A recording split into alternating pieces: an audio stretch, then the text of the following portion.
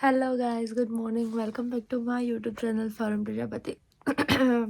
Just હજુ ઉઠી છું and I thought કે let's start the vlog. તો મેં vlog ચાલુ કરી દીધો છે and આજે મારો ઓફ છે એટલે લેટ ઉઠી છું. અત્યારે વાગી રહ્યા છે 11. સો કંઈ આજનો તો કંઈ વધારે પ્લાન નથી જે ઘરે કરીશ એ તમને લોકોને બતાવીશ એન્ડ ચલો ફટાફટ ફ્રેશ અપ થઈ જઈએ એન્ડ દેન પછી આ બ્લોગ એન્ડ સુધી જોવાનું ભૂલતા નહીં please. And thank you so much for the 480 subscriber. Finally હું ફ્રેશ થઈને નીચે આવી અને મેં શું જોયું ખાલી જુઓ કે મારી ચા રેડી છે. ઓ વાવ, આજનો તો દિવસ મારો સુધરી ગયો.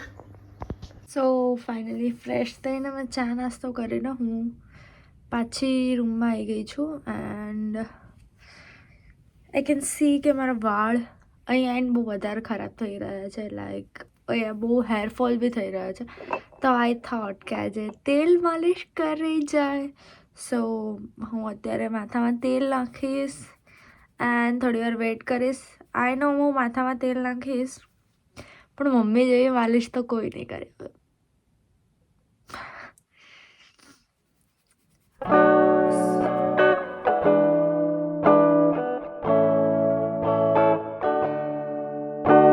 જોયું હતું કે કેટલો તડકો. Look at this now, it's raining outside. Oh God.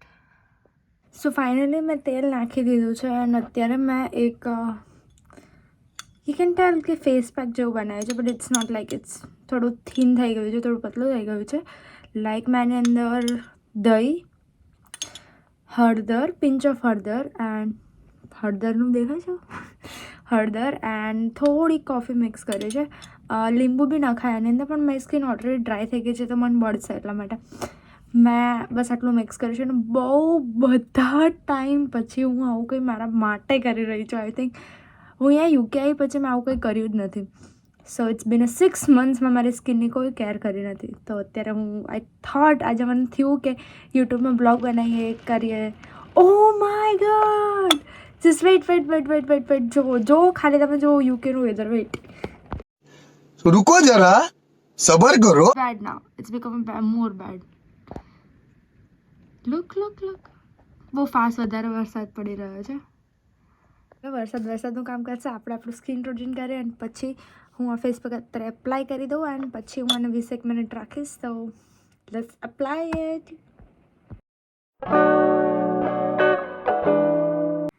So finally મેં ફેસ પેક અપ્લાય કરી દીધો છે એન્ડ મેં આને તમે જોયો છે આંખની ઉપર બધે જ લગાવી દીધો છે બિકોઝ આ નેચરલ છે તો કંઈ આનો સાઈડ ઇફેક્ટ થવાનો છે નહીં કે આંખની અંદર જાય કે કંઈ બી.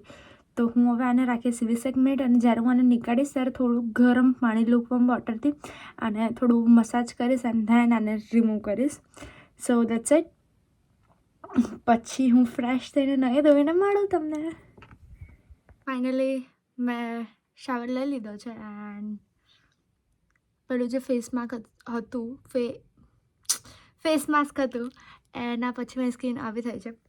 કંઈ વધારે ફરક નથી પડે પણ જે પેલી ડેડ સ્કિન હોય છે, ખરાબ સ્કિન હોય, બધી નીકળી ગઈ છે એન્ડ દેટ્સ ઇટ. હવે હું ખબર નહીં ખાવાનું બનાવીશ પહેલાં કે મારે એક ટ્રેનિંગ કરવાની છે એ કરીશ એન્ડ દીપેશ ઓલરેડી એમનું કંઈક કામ કરી રહ્યા છે એ. સો જોઈએ હવે આગળ શું કરીશું. હું પહેલાં રીલ્સ બનાવીને પછી મારી ટ્રેનિંગ કરીશ આઈ થિંક. સો દીપેશમનું કામ પતાવે પછી વિલ ડિસાઇડ કે શું ખાવાનું બનાવવું છે કે શું કરવું છે. હે ને? C very busy. મારા અવાજથી પણ ડિસ્ટર્બ થાય છે. સો ફાઇનલી હું નીચે આવી ગઈ છું એન્ડ બનાવી રહી છું સેવ ટમેટાનું શાક. એટલે મેં વાળ બી બાંધી લીધા છે એન્ડ લુક એટ ધીસ ટમાટર્સ. મેં આ ઓલરેડી વોશ કરીને રાખી દીધા છે. તો ફટાફટ આપણે ટામેટાં કાપી લઈએ, ડુંગળી કાપી લઈએ એન્ડ પછી હું બનાવીશ મસ્ત સેવ ટમાટાનું શાક. પહેલાં બનાવતું કંઈ બીજું. હું 2 કલાકથી દીપેશને પૂછતી હતી શું ખાવું છે જે બનાવવું હોય એન્ડ પછી મેં કીધું કે એક કામ કરીએ ચીલા ટાઈપ આવે ને એ બનાવીએ. તો હી વોઝ લાઈક નો મારે શાક રોટલી ખાવું છે, તો ફટાફટ હું સેવ ટમાટાનું શાક એન્ડ પરાઠા છે તો એક પરાઠા એન્ડ બનાવી લઈ અને સ્ટેટ્યુન હું આખી રેસીપી બતાવીશ તમને કે હું કઈ રીતે બનાવું છું. ઇફ કોઈની સ્ટાઇલ ડિફરન્ટ હોય તો તમે એ રીતે બનાવી શકો છો, પણ હું કઈ રીતે બનાવું છું એ હું બતાવીશ. ઓકે આજે so finally I cut tomatoes and પ્યાઝ ડુંગળી એન્ડ ટમાટા મેં કાપી લીધા છે અને એક મરચું બી કાપ્યું છે. હવે હું થોડુંક તેલ નાખી લઈશ. મેં થોડું તેલ નાખી દીધું છે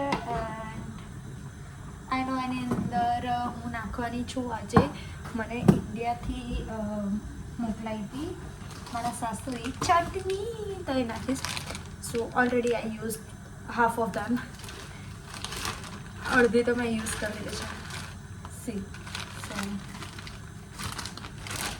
એકચ્યુઅલી રાઈ પણ નાખવાની હોય આમાં, પણ જે અત્યારે મારી પાસે રાઈ છે ને એ થોડીક મોટી છે, તો લાઈક મોટી રાઈ છે, તો મને મોટી રાઈ પેલી ખાવામાં આવે ને તો મને નથી ભાવતી, તો હું નહીં નાખું. આઈ લાઈક સમ જીરા. હું જીરું નાખીશ એન્ડ બસ જીરું થઈ ગયું છે કારણ કે ઓલરેડી મારું તેલ ગરમ હતું. સો હવે હું નાખીશ આની અંદર ડુંગળી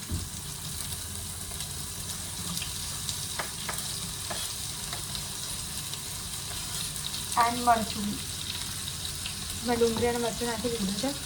હું તમને બતાવું, વેરી ડિફિકલ્ટ કે સાથે શૂટ બી કરું અને કુકિંગ બી કરું, તો હું બતાવી તમને. વેઇટ.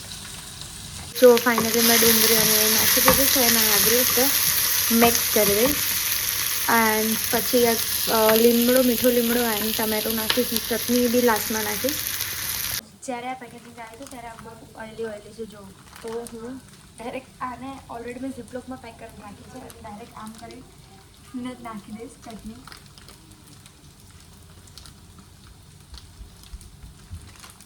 લસણની અને અદરકની ચટણી છે, તો એમ નાખી દઈશ અને થોડી વાર એને તેલની અંદર મિક્સ કરી દઈશ. સાત જ દઈશ અને પછી ટમાટા એડ કરી દઈશ. ફાઇનલી મેં એને તેલની અંદર થોડી સાંતળી લીધી છે. હવે હું ટામેટા એડ કરી દઈશ. ટમાટો એડ કરી લીધા છે. હવે થોડું સરખું મિક્સ કરીશ. સો ટમાટા મિક્સ કર્યા પછી હું આની અંદર પહેલાં નાખીશ મીઠું, જેથી ટામેટાનું જે પાણી છે જલ્દી છૂટે મસ્ત મિક્સ થઈ જાય. મીઠું નાખ્યું અને થોડી હળદર. મરચું નાખવાની જરૂર નથી બિકોઝ હું આની અંદર સેવ પણ એડ કરવાની છું ને ઓલરેડી જે મેં ચટણી નાખી તીખી જ છે, તો ઉપરથી બીજું મરચું નાખવાની જરૂર નથી. એન્ડ મેં લીલું મરચું પણ નાખ્યું છે. તો ફાઇનલી આની અંદરથી પાણી છૂટી ગયું છે, ખાસું એવું પાણી છૂટ્યું આમાંથી. આઈ થિંક આ ચાઇનીઝ ટમાટો છે, આ પેલા ઇન્ડિયન ટમાટો નથી, તો આઈ ડોન્ટ નો. ચાઇનીઝ ટમાટો છે એ મને મારી ભત્રીજી એટલે આર્યાએ મને કીધું કે આ ચાઇનીઝ ટમાટો છે. સો આને મેં હમણાં શું કહેવાય 2 મિનિટ થોડુંક ઉકળવા દઈશ, થોડુંક પાણી બળવા દઈશ એન્ડ દેન હું આની અંદર એડ કરીશ રતલામી સેવ. ફાઇનલી ટાઈમ આવી ગયો છે રતલામી સેવ એડ કરવાનો. ફાઇનલી હું એડ કરીશ થોડીક, I think I don't know કેટલી, ઇટ ડિપેન્ડ્સ કે મારે કેટલો પેલું શું કહેવાય રસો જોઈએ છે, કેટલી સેવ જોઈએ છે એના પર. આ લેડ ઇટ જસ્ટ મને નહીં ખબર, આમ કેવું હાથથી જ ખાલી એડ કરી દઈશ, કોઈ માપ કંઈ નહીં. એન્ડ થોડો રસો રાખીશ બિકોઝ દીપેશને રસાવાળું વધારે ભાવે. કોઈ બી શાક એને ફુલાવરમાં પણ રસો જોઈએ.